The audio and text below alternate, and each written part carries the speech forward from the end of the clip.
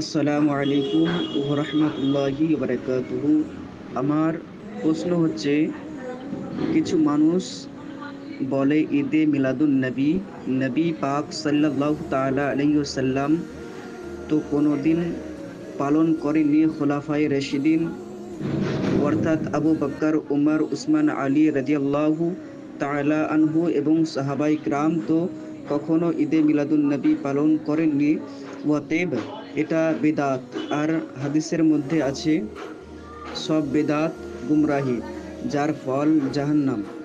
এই প্রশ্নের সঠিক উত্তর দিয়ে উপকৃত করবেন। বিসমিল্লাহির রহমানির রহিম।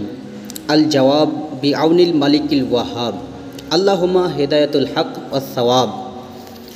কোনো জিনিস নাজায়েজ হওয়ার জন্য এটার উপরে নির্ভর করে না যে সেই কাজটি মহানবী সাল্লাল্লাহু তাআলা আলাইহি ওয়াসাল্লাম করেননি অথবা তিনার সাহাবারা করেননি, বরং এর মানে এই যে আল্লাহ এবং তিনার হাবিব সাল্লাল্লাহু তাআলা আলাইহি ওয়াসাল্লাম কি সেই কাজ করতে নিষেধ করেছেন নাকি করেননি। যদি মানা করে থাকেন তাহলে সেই কাজটি করা হচ্ছে নাজায়েজ, এবং যদি মানা না করে থাকেন তাহলে সেই কাজটি করা হচ্ছে জায়েজ।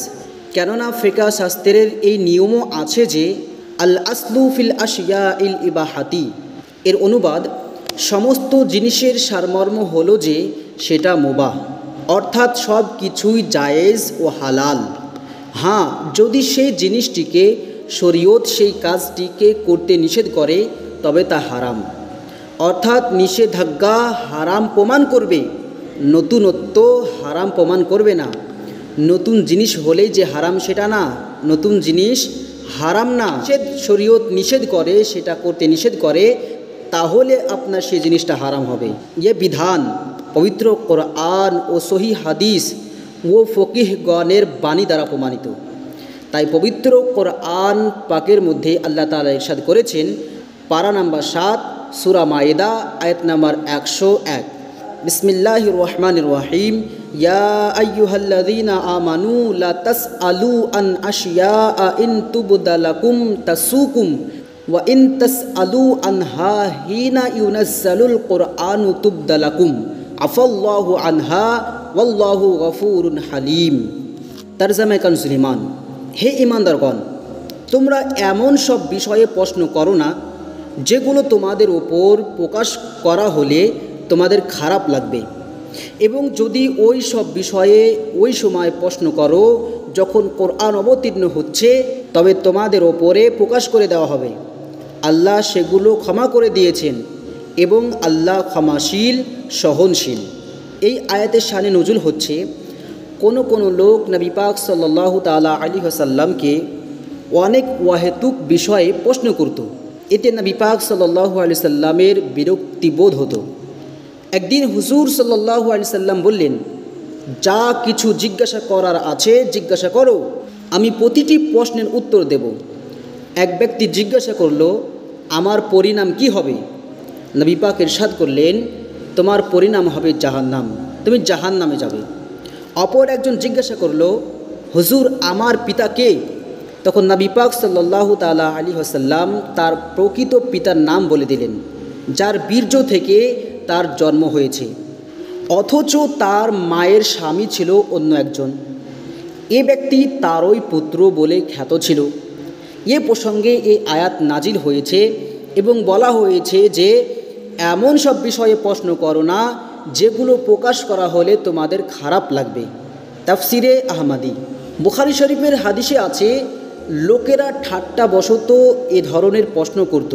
কেউ বলতো, হুজুর আমার পিতাকে? কেউ বলতো, আমার উটনি হারিয়ে গিয়েছে, সেটা কোথায় পাবো, কোথায় রয়েছে? এ প্রসঙ্গে এই আয়াত নাজিল করা হয়েছে।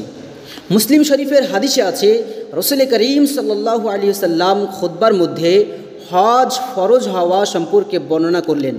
এক ব্যক্তি আরজ করলেন, হুজুর হজ কি প্রতি বছর ফরজ? নবী পাক সাল্লাল্লাহু আলাইহি ওয়াসাল্লাম চুপ রইলেন। প্রশ্নকর্তা বারংবার প্রশ্ন করতে লাগলেন। তখন ইরশাদ করলেন, আমি যা বর্ণনা করব না সেটার জন্য অগ্রসর হইও না। আমি যদি হ্যাঁ বলে দিতাম তবে প্রত্যেক বছরই হজ ফরজ হয়ে যেত আর তোমরা পালন করতে পারতে না। এ থেকে জানা গেল যে শরীয়তের আহকাম, বিধি নিষেধ হুজুরের এখতিয়ারেও দেওয়া হয়েছে। যা তিনি ফরজ বলে দেন তা ফরজ হয়ে যায় এবং না বললে হয় না।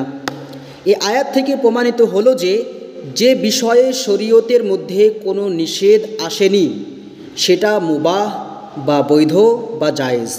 হাদিসে পাকের মধ্যে রয়েছে, আল হালালু মা আহাল্লাল্লাহু ফি কিতাবিহি ওয়াল হারামু মা হাররামাল্লাহু ফি কিতাবিহি ওয়া মা সাকাতা আনহু ফাহুয়া মিম্মা আফিয়া আনহু। হালাল হচ্ছে ওই বস্তু যাকে আল্লাহ আপন কিতাবের মধ্যেই হালাল বলে ঘোষণা করে দিয়েছেন, এবং হারাম হচ্ছে ওই সমস্ত বস্তু যাকে তিনি আপন কিতাবেই হারাম করেছেন, আর যেটা সম্পর্কে নীরবতা অবলম্বন করেছেন সেটা হচ্ছে মাফ।